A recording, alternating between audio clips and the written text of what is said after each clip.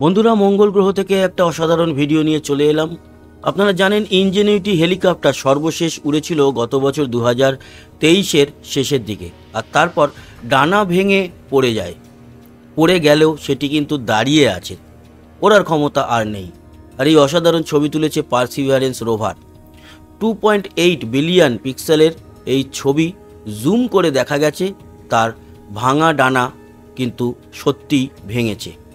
প্রথম ব্লেডটি ভেঙেছে তার।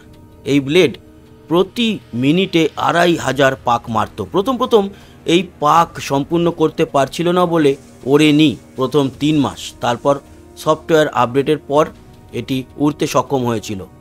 প্রায় 50 বারের কাছাকাছি উড়েছিল এই ইনজেনিউটি হেলিকপ্টার মঙ্গলের আকাশে।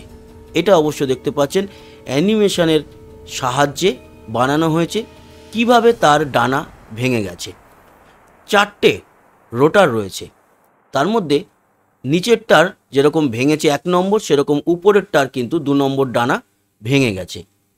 এই হচ্ছে পরিস্থিতি। আরও একটি ছবিতে দেখতে পাচ্ছেন ওই যে ছোট্ট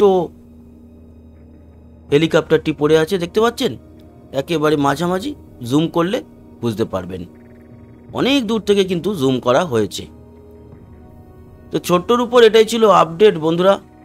আশা করি মঙ্গল গ্রহ থেকে এই অসাধারণ সুন্দর ভিডিওটা আপনাদের ভালো লাগলো।